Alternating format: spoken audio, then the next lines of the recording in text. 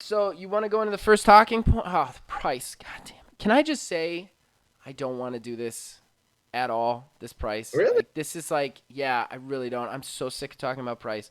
Plus, I've come to realize that, those really annoying people, not Republicans, but the other side, the really annoying liberals who you're in a room with them and they can't be friends with you if you have any sort of Republican ideals whatsoever. Like, they can't even, like, hear it. Yeah.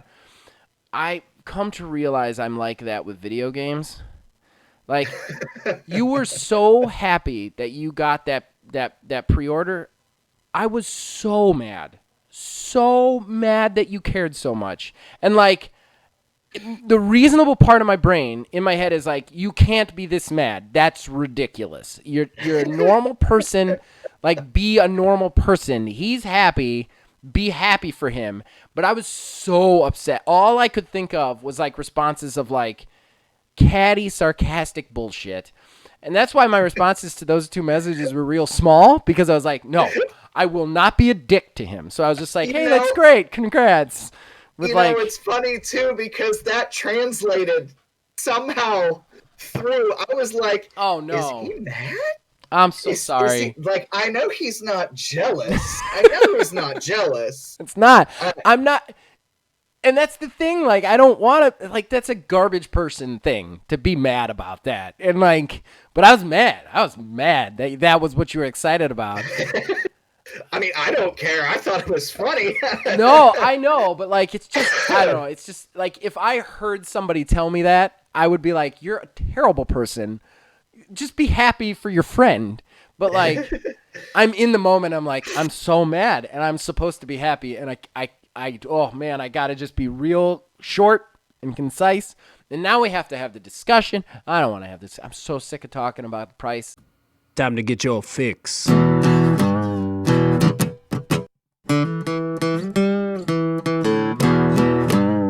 It's a horrible gaming podcast. It's not good, it's not great. Horrible gaming podcast. It's not even what you would call fair. It's really not that good.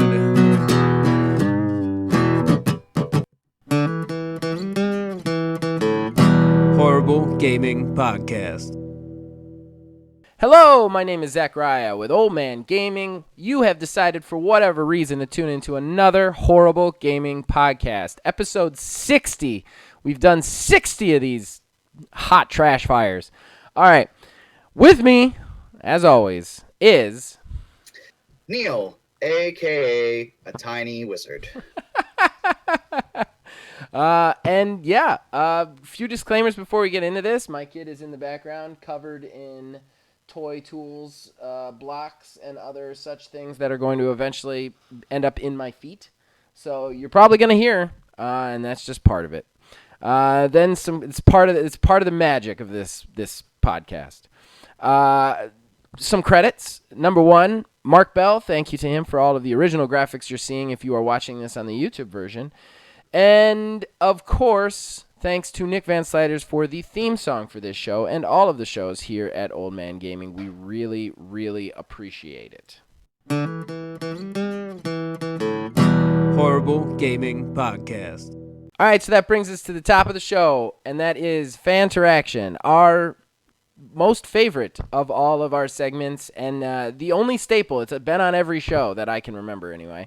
And that's where we talk to you guys, the fans. We read out your comments on the YouTube and in the Discord as much as we can, and we respond to them. We also use it to decide the horrible arena, and we usually ask you guys a question, something along those lines. Now, I know I've said this before, so I'm going to say this again. It's almost like his opener, but just because your comments are negative does not mean I'm not going to read them out. I mean, I'm not going to read them out if you're one of those people who's just posting like links to chats with naked girls or whatever. But if you have an actual thing to say, I'm going to try and read it out and respond to it. We're looking at you, Arsenic Steel. That's right. Everybody's favorite negative commenter is back.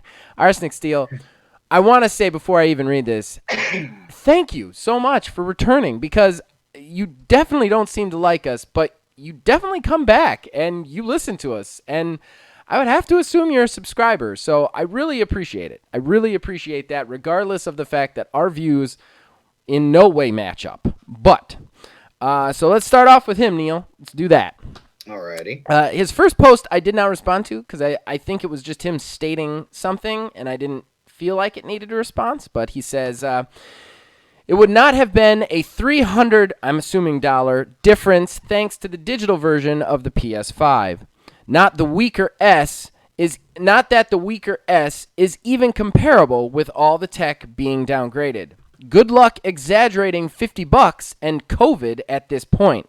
Apparently COVID only means console should be cheap stuff, not NVIDIA, not Apple, not Samsung, not HTC.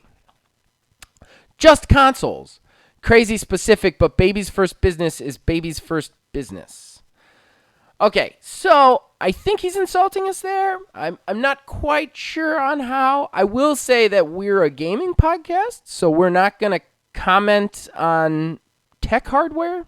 I mean, unless it directly relates to gaming. So that's why we're not giving NVIDIA, Apple, or Samsung, or HTC, crap. But, I mean, honestly, that would be bad for them, too. Like, I think that's bad, too. But we're a gaming podcast. We're going to stick to games. Well, I think where he's coming from with that, which, I mean, I will agree that the difference in the, quote, lower tier version of a console between Microsoft and Sony is there's definitely a difference, because the only difference between the PS5 all digital and the one that's got the disc drive is literally the disc drive. Right. Now, the Series S console, it is cheaper, but of course it's cheaper for a reason. The longevity of the Series S isn't going to be up to par with something like the Series X. So, I mean, yeah, he makes a point there for sure. Well, yeah, I think that I think you're super aggressive about it there, Arsenic. But other than that, you definitely make a point. Nobody's arguing that. His next comment was, so you think that it's a good idea for people to make a new bill for themselves if they are negatively affected to COVID? This was responding directly, I am assuming, to the all-access Xbox stuff, which basically you can, if you qualify for financing, you can get on a payment plan for the 1S and the 1X. I'm sorry, for the Series S and Series X, meaning that, if you qualify, you could just go in and walk out with a system, but you end up paying it monthly. To which I responded, hey, Arsenic, always nice to hear from you. I think options are good. A negatively affected household might not have $300 or $500 laying around. The monthly bill would be a better option for those who still want the system. I do want to say right now, if you're negatively affected by COVID to the point where, like, either one of these is bad, like, don't buy the system. Like, don't bankrupt yourself to buy the system. That's not what I'm saying. I'm just saying that, like, somebody might be able to afford a $25 bill a month and not afford a $500 system. This also works really well for people who would have to upgrade their TV to a 4K TV because they could spend the big purchase on the TV and then do an all-access for the system. Options are always a good thing. I think that's what we were trying to say there. Plus, you are in a pandemic year, and so the more options that look better for people negatively affected by COVID is a good thing. Yeah, do you have anything to add to that one, Neil? No, I was actually just going to echo what you were saying. Basically, I mean, if you lost your job because of COVID, I don't think the first thing you want to do is go out and buy a video game console or subscribe to any sort of monthly payment option. I mean, yeah. If you want to do that and you can do that, go ahead. Yes. But nobody's holding a gun to your head saying you must buy this right here and now. No. Especially if you already have an Xbox One S. I mean, the games are still going to work for a while anyways. For quite a while. I mean, what would be the other option? Give the game systems away for free? Like, would that be the way to go? You know what I mean? Like, they have to make money on it somehow. Not to mention the fact, I also want to point out something we didn't point out, is it's actually cheaper to buy these systems through the financing plan. Because you get 24 months of the Games Pass Ultimate which you don't with the other one, and it ends up becoming like a cheaper value than if you just bought the system. It's actually cheaper. You save like $40 or Yeah. something like that in the long run. So I mean, there are benefits to it. I think there's benefits to options. Again, if you're so negatively affected by COVID, like, don't spend the money. Like, wait, it's a gaming system. It doesn't have to be like, it doesn't have to be the thing that you get, like over like milk and cheese and stuff. But like, still, milk and cheese. That's the first two things you think of is milk and cheese. I have a 4-year-old. Yes, that is the first two things I think of, because that are the things that I need to keep her from bugging me. That's fair. But still, like, you see what I'm saying. Like, I think that, like, the gaming system should not be first priority, but with that in mindset, if it's not first priority, it makes it better because you have more options. Options are good. Absolutely. All right, so let's go to the fun comments. We only got one from Kevin. I don't know what's happening. I think we said something to offend him. Kev, did we say something to offend you? Let us know in the comments. But he said, having had time to digest these prices, there is a reason they are selling the Series S at $299. They get nearly 100% of the game sales. Most digital sales are directly through the consoles, so they are not giving retailers a cut of the $60 like with normal physical copies. True. This is true. That's a good point, Kev. That is a really good point. And look, I have railed against the loss of physical copies on this podcast. Everybody knows it. That being said, it is an inevitability. I have now gone digital. It's a real adjustment process because I can't get those weird deals, those weird stuff anymore. But at the same time, this is going to be the future. Like, we're going to be all digital very soon, especially with the virus. It's making things go all digital even faster than they normally would. So I think that stuff like that is just the way of the future anyway, And honestly, if it keeps my console prices down, I'm all right with that.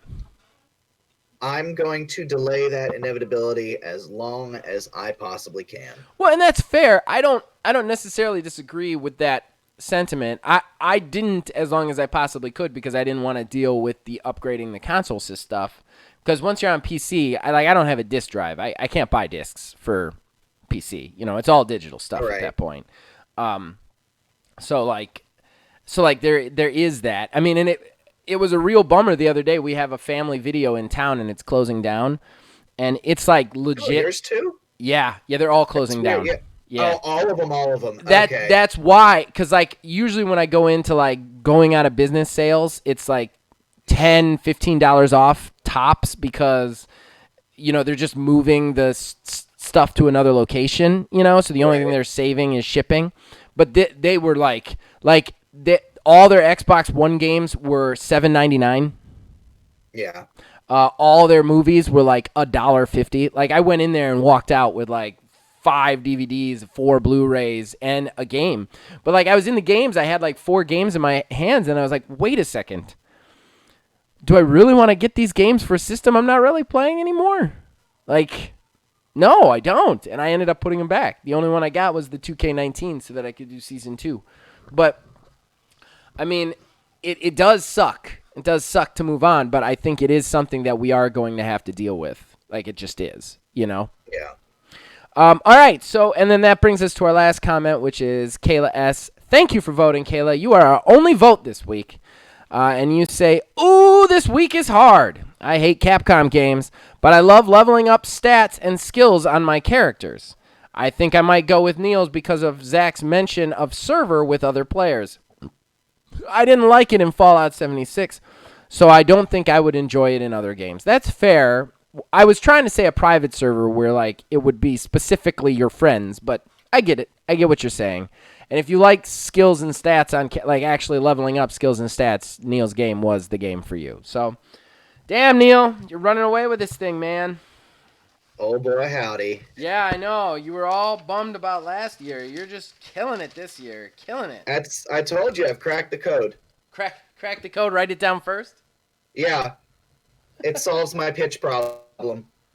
So that makes Neil 4, Zach 1, and I was like the king last year, and I have fallen, man. I've fallen hard, and I'm definitely not winning this week because it's something I want to see that I'm pretty sure no one on the planet wants to see. So, yeah. All right. Well, that concludes fan interaction. You want to move on? Sure. Horrible Gaming Podcast. All right, that brings us to our first talking point, and that would be PS5 has countered back to the Xbox price. They have released their price. The chicken match, which was coined here, I don't care where you hear it anywhere else, we said that first, is over. So we have PlayStation's price. PlayStation will come in at $499 with their high-end console, their all-digital console. Which is just a discless version of the high-end console, will come in at $399. We then have the knowledge that pre-orders and stock are still highly limited for PlayStation 5. In addition to this, they also just dropped the pre-orders in everybody's lap with this small merchandise, which kind of caused some chaos. So, Neil, I know you were in the middle of this thing because you're definitely still a console guy. So, how do you feel about it? Well, hold on, pause. What? We're not pausing nothing. You dirty Nothing. son of a bitch. Back at you, baby. You won. I like how that got delivered as I said the price. The timing couldn't have been more perfect. Can you do me a favor? Can you tell Kayla the Parmesan cheese bites are for her because she gave me the address on the DL? The Parm cheese bites are for you because you gave the address. You know what? I was wondering because I was like, there's no way, because I don't think I've ever given him my address. There's no way he can send a pizza over to us. I messaged her. It was funny because I just messaged her and I was like, hey, I need your address and I need you not to tell Neil. And all I got back was a bunch of laughing faces. And it was on the day that they had announced the price. So she very clearly had listened to that episode. Oh, yeah. And then she gave me the address. So, jeez. Yeah, so I'm gonna I'll go down there and grab some of that after, because I actually just had cereal before we started recording. Look, man, turnabout's fair play. It is a large cheese pizza. Hey, that is totally fine. Thank you very much. Of course. Okay, so I'm sorry, what did you say? Because I literally heard the door knock and I was like, who the fuck is here? All right, so back to the matter at hand is PlayStation 5 and their release. I was just wanted to get your thoughts on it because I know you had some interesting experiences with the whole pre-ordering nonsense. Yeah, so right off the top, I'm going to say that I did get my pre-order. I have it completely paid off. I have the PS5 with the disc drive ready for day one. But the lead up to it was a very interesting one. I worked that day and got off of work at the point that the conference actually started. So half of it was me driving, with it up in the car, listening to the audio. Huh. But I eventually had to go back through and rewatch everything, of course. But I had an idea at first, and it originally made me feel like I was being ridiculous. I had thought, this is going to be the show. They're going to show off. They're going to show off all these games, and they're going to hit us with the price at the end. And I'll bet you them pre-orders are going to open up right then and there. So I had told my wife that I was going to get off work and drive to our GameStop and sit in the parking lot and watch this conference on my phone in the parking lot. So that way, when they open pre-orders, that I would be ready to go. So I pulled in, and I was not alone. There were 4 other cars doing the same exact thing. So I went from wow, I'm ridiculous, to thank God I did this. Right. So they went through the showcase, and the showcase was pretty good. A lot of solid stuff.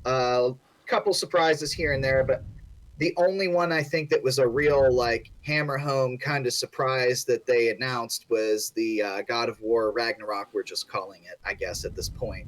But we kind of knew it was coming anyways. But when I mean, none of them are coming at launch, but no, none of them are coming at launch. But at that point, the show ended and they said nothing about pre-orders. And I thought that was very strange. So I went into the GameStop and I had asked them there, like, do you have any information on it at all? And they had said, no, we haven't heard anything like that. And then their phone began to ring off the hook. Oh my goodness. Oh, it was ridiculous. It was absolutely ridiculous. The phone was constantly ringing. The second one would hang up, another one would ring, and everyone was asking pre-orders. Nobody had any idea. I took to Google, nothing. We got Jeff Keighley on Twitter was like, oh, they're going to be, I forget exactly what, I think it was that he had said that they were going to be the next day that the pre-orders were going to go live, and then had to correct that tweet afterwards. So nobody knew what was going on. So at that point, I had figured, like, well, is there anything in your system? And they looked in the system and they had seen that the consoles were being loaded, but still no pre-order date associated with them. So at that point, they had said, like, sounds like it's going to be tomorrow, probably. So that's going to be your best bet. So I headed home in my work clothes, started mowing the lawn, and my phone goes off. Pre-orders are live, just out of the blue. Literally in the middle of me mowing my lawn was not finished. I had to stop, fly and get my bank card, and go to GameStop as fast as I possibly could. I was fortunate enough to get it, but I do not live far from my GameStop, and I barely got one. They were given, to my knowledge, they were given 10 of the disc drive versions and 2 of the all-digital consoles. It took me maybe 5 minutes to get from my house to that GameStop. In that period of time, granted, they could have gone live a little bit before that. But in that period of time, by the time I got there, I was the 7 of 10 console. And there were people who were already like waiting there for it. I mean, there was a lady there who was like, oh, wait, my boyfriend's on his way with money, but of course they can't hold it because, whatever. So she was freaking out. It was a nightmare. I mean, the second that I got my pre-order, I was the stress was gone. But there were people who were waiting for any sort of information, and it wasn't until it was already too late that Sony came out and said, oh, well, these are when the pre-orders are going to go live. And then they had to say, well, we kind of screwed it up. There's going to be more through 2020. But, I mean, it was really not good. No. Really, really, really not good. And you have to wonder with everything, with the stock and everything, the problems, like if they're only allowing stores like 10 and 2, like is your pre-order even going to be there on day one, Well, they did say that I'm guaranteed, like it's bought and paid for in full. Like I'm guaranteed on launch day, that's going to be the one, Now, if they have manufacturing issues down the line, I know there was rumors about the chip manufacturing. Sony's since squashed those rumors. But if something does happen, then yeah, there might be an issue. But I don't know. Like, there's also some like weird other phrasing that came out from it. So now Sony is saying like, oh, well, we're going to be supporting all of these games are going to be, for the most part, cross-platform for the next 3 years. So Miles Morales, the Spider-Man Miles Morales, and Horizon Forbidden West, they're both going to be coming out cross-platform, which, truthfully, had I known that, I might not have been as clamoring as I was to get my PlayStation 5. Not that I regret it, but it's still like, I don't know. I almost feel like some of the messaging was somewhat manufactured in a way to drive that demand even further. Right. Yeah. So, I mean, I'm sure you're swirling. What do you think about all of this? I hate every inch of everything PlayStation has done, and I hate every inch of the fact that it's working, and it bothers me. It's the fact that everybody is so eager to rush out to buy this system that does not have smart delivery. Its backwards compatibility library is limited to say the best. It's not even really statistically the best system out there. Like it bothers me. It bothers me. And they're all doing this. Everybody is doing this because of the exclusives that are promised. Not even, you don't even have dates on them, most of them. They're promised. That's why people want this system. Not only are they promised, but they're held hostage by this thing. It's very much all the things that I hated about Nintendo. That's what they're doing. They have a system that is less powerful, that's less consumer forward, that's less efficient, and they are probably going to win because they have promised exclusives that people like. They haven't even given you anything other than mostly announcement trailers. Like that. I mean, that's the thing. That's people who are rushing out to get this system. There's nothing new to get yet. Like there's not even a reason for it. Plus, you have this limited, ridiculous release, and the absolute botched pre-order part of this. Like, I think that PlayStation has utterly failed. And they somehow, everybody still says they're winning. They're the best. And I don't understand that. I don't understand it. I don't know that I ever will. I don't know. Like, I would say that, I mean, it's been said time and time again, software drives hardware. So, I mean, you can have the most powerful console on the market, but I mean, if you don't have anything to back it up, or at least anything that people necessarily want to back it up, granted, Microsoft is making moves for This sure. is true. Which we'll probably get into a little bit Yeah. later here. Yeah, I'm not necessarily arguing that. It's just I don't like like everything they've done is kind of a big middle finger to the consumer, and or not even a middle finger, like a lack of care what you think. Like anytime you speak out, not you, Neil, but the people. Right. Anytime you guys say something, anytime you've said this is messed up, we want this, they say we're just not going to give you that. And yet you still go, okay, and buy it. And that's, like, I just can't get behind it. Like, regardless of software or whatever, like, yeah, software definitely drives console sales. I'm not going to say that their exclusive lineup isn't more established and more noteworthy. But at the same time, they've basically told you they don't care about you repeatedly. And in terrible ways, like this pre-order thing and everything else. Like, I don't know. Like, it's just like, I'm not an Xbox fanboy. I'm not anti-PlayStation. But if you look at like how they put this stuff out, it's, at least on Xbox's side, they're doing stuff to help you. I mean, of course they're doing stuff to help themselves, but they're doing stuff that's more consumer forward. It seems like they listen to the things that the fans say, and then they try and give the fans that. You know, there's no smart delivery on this system. So anything you buy for the old systems, you're going to have to rebuy for the next one, probably. Like, there's very limited backwards compatibility. Like, I don't know. It's just, and then this pre-order thing is like to me, I was sitting there like, they can't screw up the pre-orders. They'll get the pre-orders right. Like, they have to. They have limited stock. They'll get it right. And then they basically were just like, make it live, whatever. I mean, I will say that their pre-order setup for this was pretty well indefensible. I mean, you can't... Right. You can't not have a pre-order date at all, make it just go live, and then be surprised when people are upset, you know, especially with a console that's in such high demand.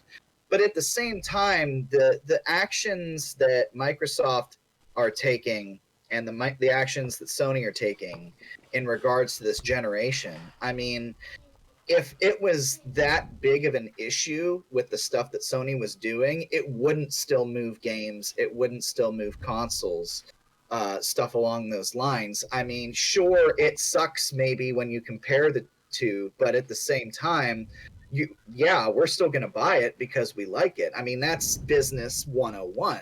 Yeah, Do with what you can get away with. I think that's my thing is I don't understand how people are letting them get away with what they're doing in this generation. Like, I don't understand how there hasn't been more outrage, I guess. And like I said, I'm not in the console war anymore. I don't have a dog in this fight anymore. It's just if you've got if you got sitting in a room, Xbox, PlayStation, and the average consumer, you've got one side saying, hey, we don't have the best games, but we're taking steps to make better games. We're going to give you smart delivery. We're going to give you financing options. We've got the pre-order thing completely handled. It's good. We've got a cheaper system that's going to work with your crappier TVs if you're one of those people who hasn't updated. And then on the other side, you've got, we got a couple of games. We don't really care what you think. And then the consumer is somehow being like, I want them. I want the guys who don't care what I think. And that to me is like a collective madness that I don't understand. This isn't a fanboy thing. It's just just looking at it objectively. There are two companies. One of them does not give a shit about you, and even takes almost active steps to show you they don't give a shit about you. And then you have another one that, they're in it to make money, but they actually are doing stuff that you like, and you're still picking the guys who don't give a shit about you. It's insane to me. It's like everybody who goes online and says Transformers movies suck, and then they buy a ticket when the Transformers movies come out. It's like a collective madness that I don't understand. I mean, I don't know. I know Sony is trying to do some things to drive some value prospect as well. Like they did announce with PlayStation Plus, they have the PlayStation Plus, the collection of games that come with PlayStation Plus, the subscription, which is like their sort of answer to Game Pass. Which is weak. Mean, Game Pass is far superior to PlayStation Plus. And it is. And Sony's already come out and said that they have no interest in launching first-party titles on that. But at the same time, it's just a thing that's free that they're giving you with your PlayStation Plus. It's not an additional subscription. So, I mean, I guess in that regard... It's the difference between somebody giving you $20 for free and somebody giving you a nickel for free. Yeah, they're both money, and you're getting ahead on both of them, but who's being charitable? It's not the guy with the nickel. But these games, though, that are coming to this PlayStation Plus subscription, I mean, they're coming at no additional cost. That's the thing, is it's not like with having to get Game Pass or anything like that. It's the same sort of setup. So, I mean, it's not... Nobody has to do anything. It's just when the PS5 rolls around, you can play these games. And these games that they have are a lot of, not all, but mostly first-party games that are 9s and 10s across the board. Well, and Sony's really known for those games too. I'm not knocking the games being great. I know that the games, I mean, they're not necessarily games that I would want to play, but I know that they're 9s and 10s and everybody loves them. It's just, to me, I don't understand how that one box beats the 12 other boxes that the other guys have checked. Like, I just don't, I don't know. I just don't think I'm going to get it, is what it is. And it's, I think my problem is that I don't even think Sony's going to take licks from this. And that's my big problem is they're not even going to I don't want Sony to go away. I don't want them to get crushed and destroyed, but I want them to start being more consumer forward. And we're just going to keep rewarding this behavior is the thing. And that's the problem. They're going to keep doing it as long as we keep giving them money for doing it. And that bothers me. It's just going to bother me, you know? I think part of it goes back to the fact that in this generation that we are currently in, we all know Microsoft didn't do too well, and they've pretty much spent this entire generation building forward. So I think the actions that Microsoft is taking, while they're good, are seen more of as like a making up for our past transgressions sort of deal, and Which is not such a bummer. necessarily. Because it's not Yeah, even really the same people. You know, like Phil Spencer wasn't in charge when Xbox One shat the bed, you know? Like, it was that other dude. I can't remember his name offhand. But, like, anyway, can we... I want to say one more thing, and I really, really, really want to stop talking about the price. okay. Again, want to hammer this home. It is purely and totally unacceptable that we are getting prices less than 60 days before the release of these systems. I just want to say that one more time. In a year with so much negative impact, so much negative financial impact, you know, recessions and depressions and everything else, the fact that you guys waited because of your pride until this time, until one of you had to get dragged out into the street, is deplorable. Both companies. This is deplorable. I don't care what the prices are. I don't care what financing options you throw at us. I don't care what games you have. It is deplorable that we did not find out the prices long before this. I just want to say that one more time. And then, Neil, pretty please. With sugar on top and a cherry, can we stop talking about the price? Hey, you know what? Not only can we stop talking about the price now, I think now we can never have to mention it ever again. I don't think we're lucky enough for that, but but at least for a while. Yeah, at least for a while.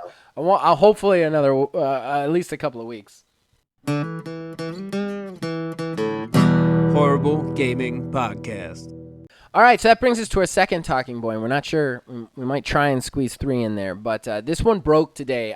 We cannot not cover this because it like fell into our laps a little bit. Microsoft bought Bethesda. Bethesda is now officially owned by Microsoft, or ZeniMax, or whatever their official name is. But all their studios now belong to Microsoft. This is, I think, Microsoft's biggest win ever in this kind of space. I will say if I was Obsidian, I would be really pissed off, but we'll get to that. Oh, yeah. What are your thoughts there, Neil?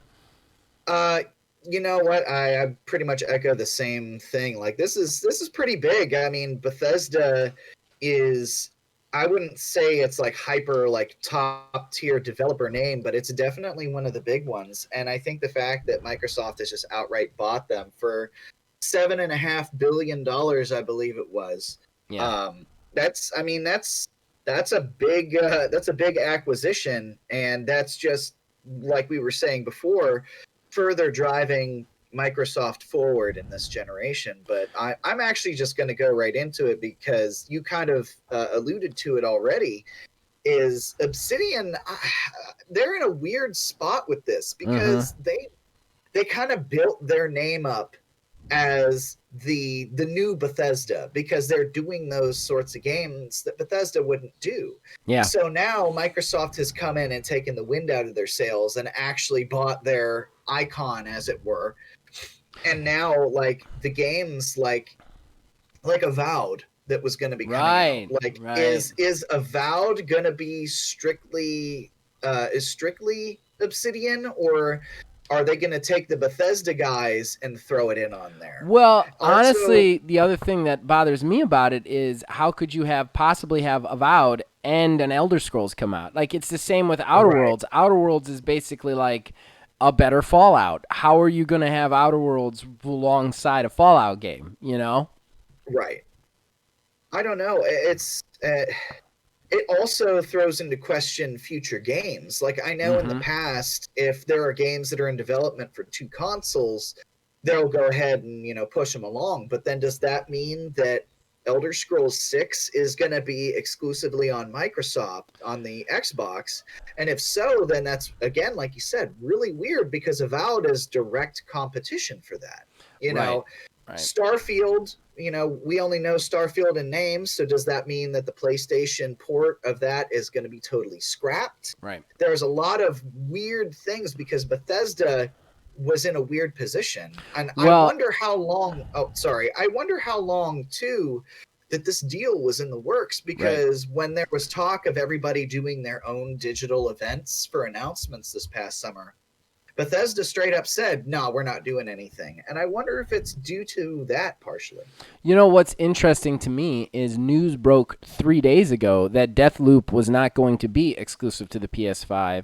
It was just going to be the first year, which everybody had said Deathloop was definitely going to be exclusive to PS5, and everybody was like, wow, they got a Bethesda published title to be exclusive. I find it funny that all of a sudden it's like, oh no, it'll come to Xbox eventually.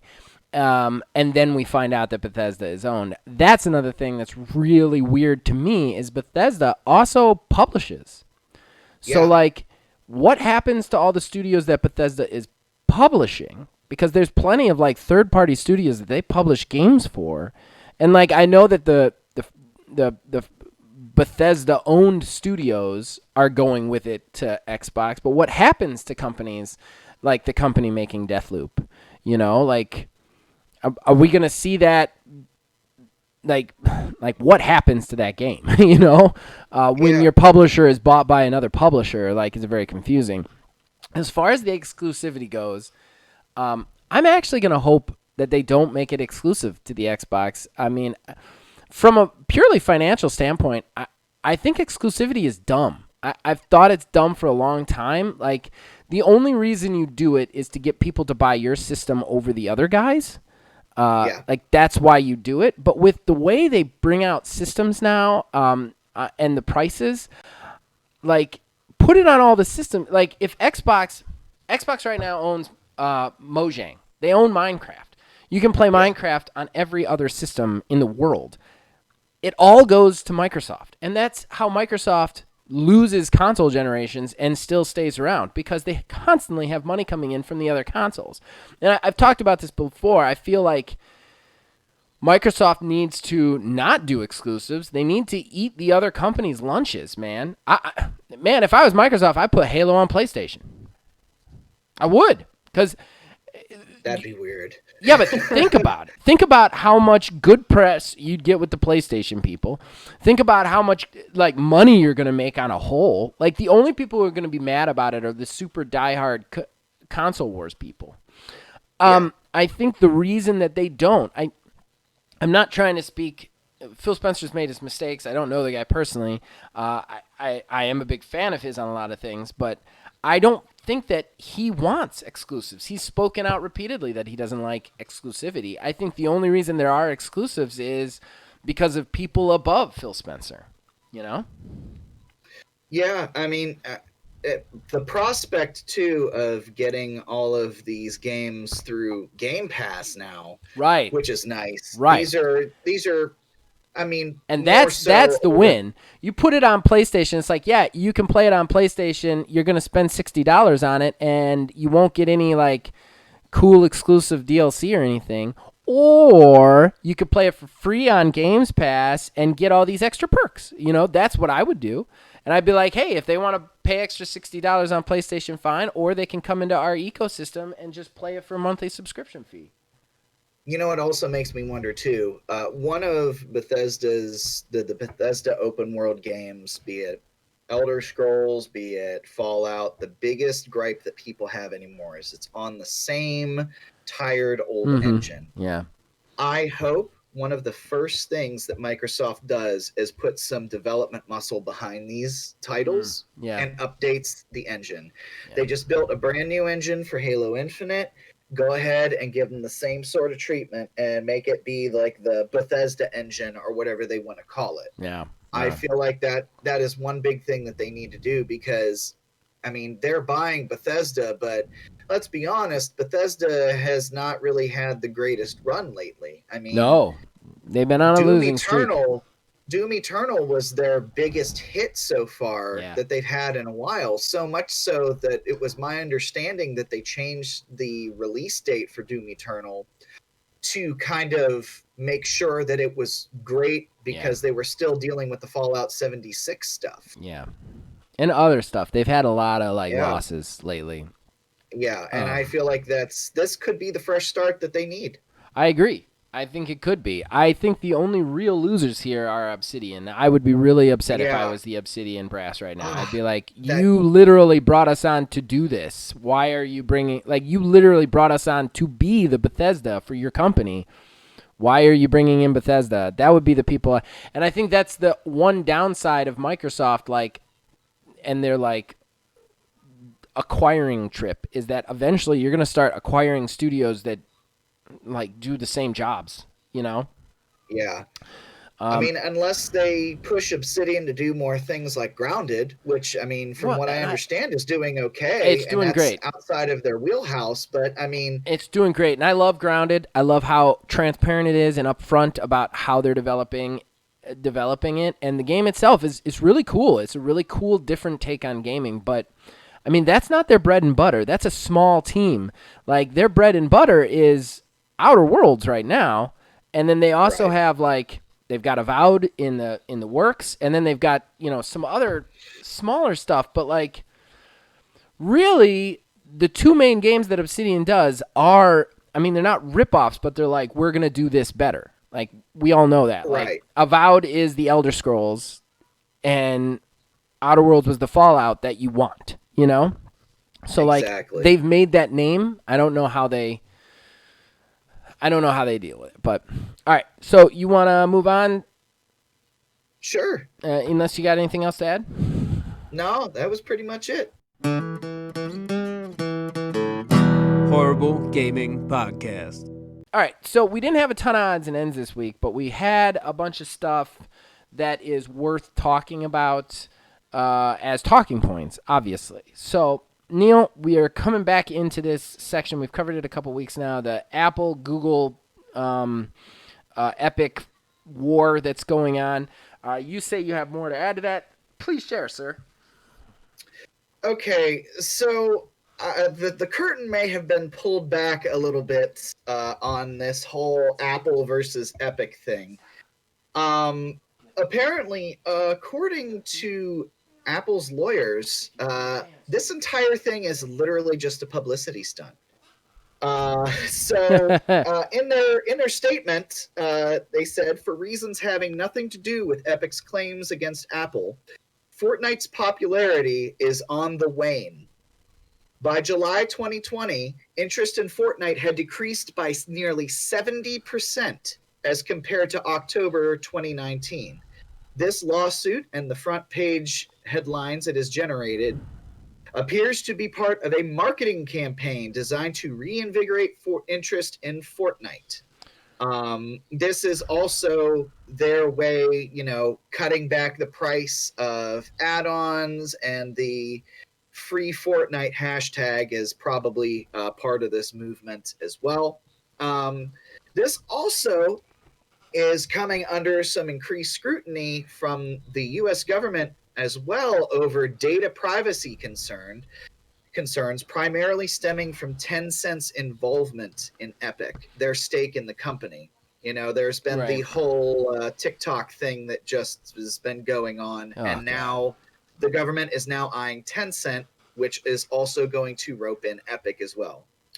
Along with this, Apple IDs will no longer be able to be used to log into Fortnite at all. So players have to update their account login info or lose their accounts completely. Fortnite Save the World is also being disabled on Mac as well, and Epic is going to issue refunds for that. And this has gotten so ridiculous now that Google has actually requested the court that they not be connected to Apple in any way for this lawsuit, because Google's business with their Google Play Store is a little bit different given their distribution models, because they have multiple storefronts. This is this is getting wild. It is, and I feel like, man, Epic just picked this fight to get. So basically, Epic picked this fight to try and get everybody to look at Fortnite. Yeah, And now they've gotten in basically. too deep, and they're actually going to lose money on it.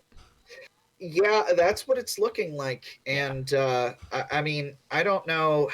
I don't know if they necessarily thought that they could win this fight objectively. Now, whether or not it's right what Apple was doing, whatever, with taking the money, that's one thing. Maybe they could take a different rate, but company's got a company.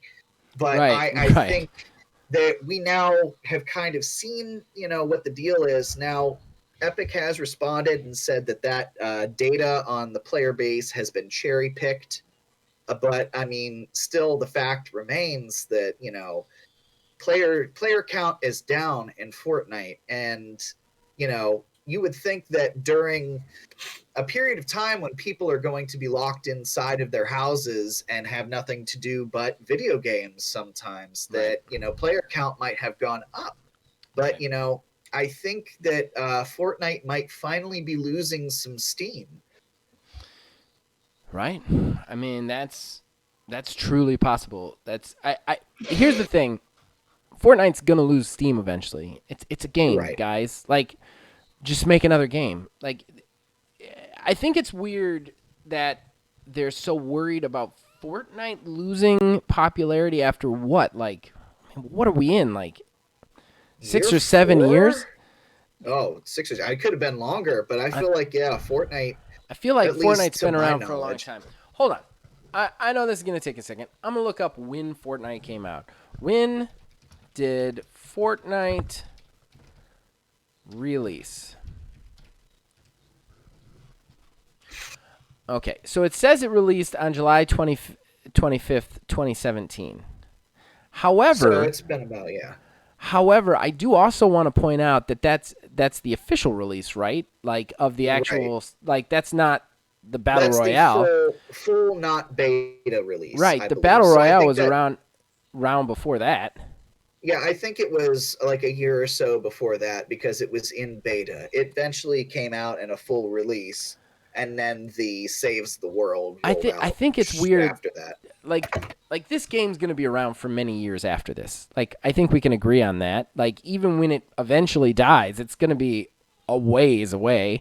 Like, I think it's weird that they're so worried about it losing popularity at this point. Like, it's a video. Like, eventually people don't play video games anymore. Like, it gets to its player base, and that'll be what it is. You'll have those people who just stick with it forever, play it every day, at least a little bit, and then you'll move on. Like, you know what I mean? Like, it's very strange to me how upset they're getting about Fortnite's popularity going down. Well, I think that speaks to the larger problem of, the idea that these game companies have to have this perpetual growth. A game Right. will explode, shareholders are great for it, but to still be a company that's on the up and up, you're expected to grow Right. continually year after year. Well, you shoot up like a rocket and there's not much further for you to go after that. So, That's true. one year you increase your revenue by, let's just throw an arbitrary percentage out there, 200%. Well, if you only increase your profit by 50% the next year, that's 150% loss over profit from the previous year. I mean, it's still more money, but it's not more the same amount of It's a growth. silly way to look And at it. I see it what you're is. It saying. I really see is. what you're saying, and I'm sure they do look at it that way. I think it's a That silly is, way yeah. to It's look at it because, I mean, I don't know. It's just weird to me. It's just a weird way of looking at it. Especially that they would do something like this for that is kind of crazy. yeah. I think Apple is look, I don't think Apple's good. I don't think they're good guys. I don't think Google's good guys. Like, they're companies, they're money grubbing companies, but like at the same time, if a money grubbing company is just walking down the street and you run out and punch it in the face, like, who's the bad guy there, you know? Right. Like if I saw a dude in a suit walking down my sidewalk and decided to punch him in the face, like, maybe he's a terrible guy, but I'm the guy who ran out and punched him in the face. And Exactly. I feel like there's I don't know. I don't know. It's what's bothering me the most is this is hurting the players. Whatever the reason behind it, it's hurting the people who want to play this game. It's making it harder for them to play it, and that bothers me, you know? Yeah. Okay, anything else you want to touch on in that subject? No, I will say, just as an addendum to that, is I think that this is not over. I think we No. still have more to go. No, I tell you what I really don't like is the Congress looking into, like, game companies. Congress, stay away from video games. Like, stay the fuck away from video games. Every time you step in with video games, it just hurts people. Like, you don't understand games. You're all really old white people who don't understand video games. Like, don't step into video games, you know? I mean, the last time we did this, the ESRB had to be formed, you know, which is fine. I like the ESRB, but, like, the lead up to the ESRB was insane. I don't know if you were old enough to remember it, Neil. It happened when I was alive, but no, I know of it now. It happened middle of my gaming. Like, my early gaming is when it happened for me. And it was ridiculous. Ridiculous. The games that they used to say that games were too violent, like, 2 of them were. Night Trap. Right. And then there was Night Trap, where you don't see any real violence or boobies. And then there was another one because the game was dumbed down. And then the other one that they quoted in that was Operation, like, Desert Storm or something, which was a helicopter game, a militarized helicopter game. You didn't see anybody die in it. It was like you flew a helicopter around and blew up other helicopters. Like, it was crazy. They don't understand games. Every time they come into the game space, it gets bad. I mean, the loot box thing was a little ridiculous too. Like, anytime you guys start to get involved in games, you don't understand it. Like, either educate yourself on how video games work, play, and what they are, or just stay away. If you're one of those old people who's like, it's a toy, it's not your business then, you know? Yeah, I think this always happens, though, when there is a line of some sort that's crossed. I don't know if I necessarily agree with the whole 10-cent and Epic part of it. Yeah. But, like, the loot box thing, yeah. And the ratings for games, I feel like that was a good response to... well, and that was video games' response. They self-regulated. Yeah, they came up with the ESRB and said, leave us alone. And that's the way it should be. Like... I don't know. I think Congress needs to stay the fuck away from video games, like, for serious. They just don't understand it. Even if they could do good, they just don't understand it well enough to do good, you know? Yeah. All right, well, let's, I guess we're going to skip odds and ends this week. Yeah, I didn't really have anything. No, like I said, all I had was Disintegration multiplayer shutdown 3 months after its release. Which is wild. Yeah, it's a bummer. Wild. As a new company that was trying to do something new, and it just didn't work out for them, and that's, I mean, in this industry, that's so bad when that happens, you know? Because you hate to see new IPs die so fast. Yeah. But, all right, so yeah, let's move on to Horrible Arena, and yeah. Horrible Gaming Podcast. That brings us to the end of the show, the moment you've all been waiting for, the main event, the Horrible Arena. What is the Horrible Arena if you have never listened to the show? Well, first of all, guys, you should listen to the show more, seriously. But what it is the 2 co-hosts will pitch you a game. They will pitch the title of a game, they'll pitch the developer of the game or content, and then they will pitch what the content or game is. Then you guys get to decide what you would pay for based on your hard-earned money, what you spend your hard-earned money on. And you get to tell us that in the YouTube comments or the Discord comments or whatever. We also do this based on pre-existing criteria that we take turns picking. Last week, I picked DLC. So it's not a game this week. It's a DLC add-on that does not currently exist for a game that does exist. So that's a little bit fun. The Quantum Coin has been tossed. That means Neil gets to go first. Neil, take it away. All right. So my DLC is going to be DLC for Mass Effect 2. And it is going to be called The Rise of Ryder. It's going to be published by BioWare. And it's going to take place between the events of Mass Effect 2 and 3 when the beginning of Andromeda sort of kicks off. The Andromeda Initiative was formed to send out a group of humans and aliens from our own galaxy to begin anew in the Andromeda Galaxy, as the Reaper invasion was really starting to kick off in Mass Effect 2. So everybody kind of knew what was going on and saw the writing on the wall, and they kind of figured they should come up with a contingency. So the DLC would actually show the creation and the lead up to the time where that ship departed. So Liara Tassoni, one of your compatriots from the Mass Effect games, was one of the doctors actually a part of that initiative, the Andromeda Initiative. So I think it's only right that your Mass Effect 2 Shepard is the one who's doing a lot of the work for that. Shepard would be tasked with recruiting the various doctors and specialists that would be joining the initiative. Namely, among them is Alec Ryder, who was also a Spectre just like Shepard.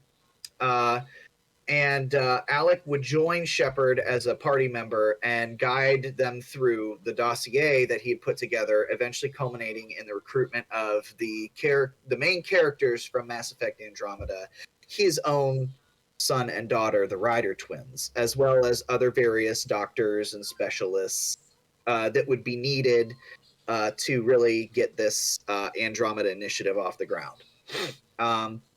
The final climactic battle of this DLC would see Shepard defending the Ark ship that is for the initiative from a Reaper attack after the Reapers had discovered exactly what humanity and the other aliens were up to, trying to get away and escape their cleansing, basically. So Shepard would have to fight off a Reaper, presumably by him or herself, and make sure that the Ark ship could get away. Shepard would eventually defeat the Reaper and that was trying to stop the ship, and it would launch on its journey out into space. And this would also open up various possibilities for your data to carry over between your Mass Effect playthrough and Andromeda, which was one thing that was kind of actually lacking in Mass Effect Andromeda. There could be data logs scattered about in Andromeda that would reveal Shepard's struggles during the recruitment process and would maybe leave sort of information or clues or hints that the Ryder twins would be able to use during their journey through the Andromeda game. Or the Ryder twins themselves could also reference events that happened in that DLC that would make it possible for your choices made in your original Mass Effect playthrough to actually matter, not overhauling the story in any sort of way, but at least matter for something in Mass Effect Andromeda.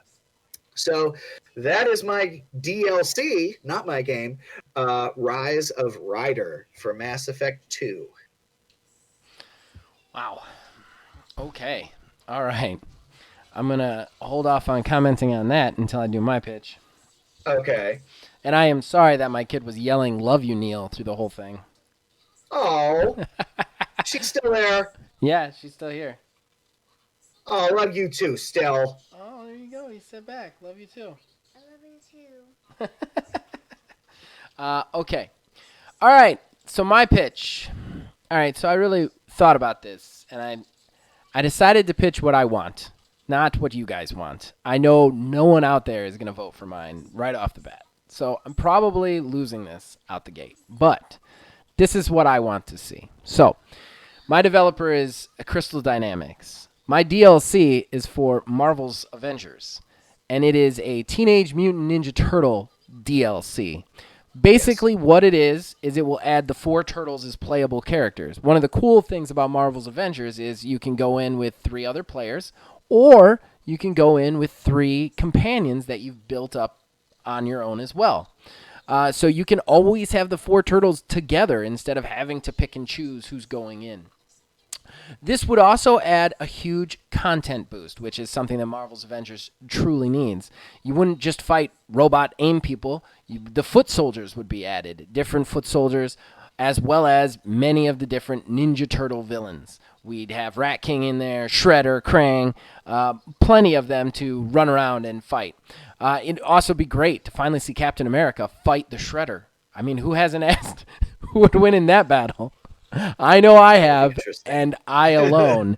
But nonetheless, I have wanted a Ninja Turtles experience like that for a very long time. And what better way than to put it in this game?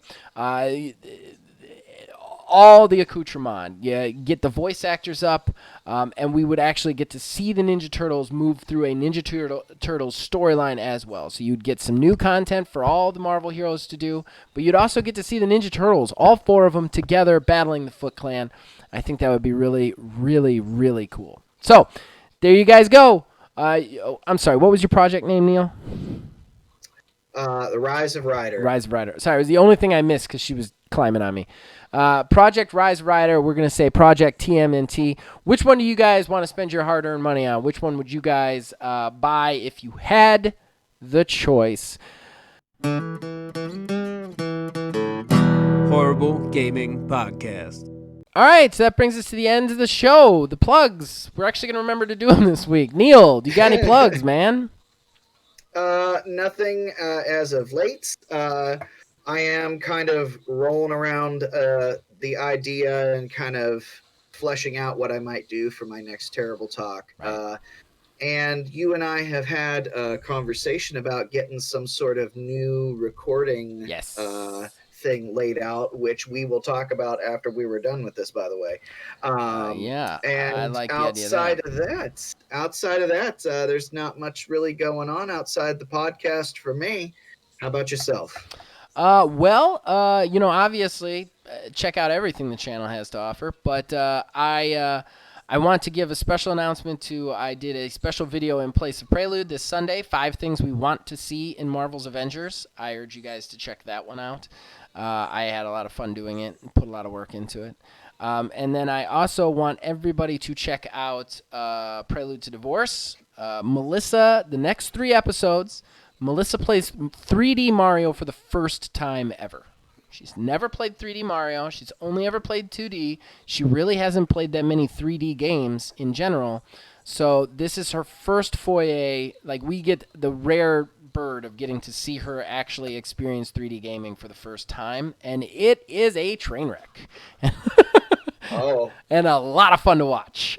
So I urge you guys to check out the next 3 episodes of Prelude. And I also want to give one little special shout out because it will probably be too late. No, it'll be barely right. While I want you guys to watch every On the Hunt episode, every one, the week from this week, I'm going to double urge you to watch the week after this week. Like, watch this week's, please, watch them all. But a week from tomorrow's episode is the single greatest thing that I've ever experienced in gaming happens in that episode. And it's a long episode, and you guys really have to stick with it, which is unfortunate, and I apologize for that. But the reward and payoff at the end of that episode is well worth it. So please, watch that episode. It is not just my favorite episode of On the Hunt. It is my favorite thing I have ever captured on recording ever in gaming. It was just the best moment. So check that out. Sir, consider my appetite whetted. Yes. And you really don't have to watch any other On the Hunt episodes to get what I'm talking about, too. So just, definitely check that out. All right, guys. Other than that, you can check us out on Facebook at OhManGamingTH, on Twitter at OhManGaming9. You can, of course, join our Discord. The link is in the description below. You can influence this and all of our shows from there. And we just like to talk to you. Please kick the like, the subscribe if you're watching this on YouTube, or heck, subscribe if you're listening to this on podcast. We just want subscribers. And tell your friends, tell your family. And as long as you guys keep watching and listening, we'll keep making them. We'll see you guys next week. All right, well, go enjoy your pizza, buddy. Oh, I will. Well earned. you We're again. even now, 1-1. I want We're going to have to pizza. come up with another food bet now. I don't know what, though. I don't know what there would be to bet. There's nothing else to bet on, I don't think. Pizza. No, we don't have any. Neil's got the pizza this time.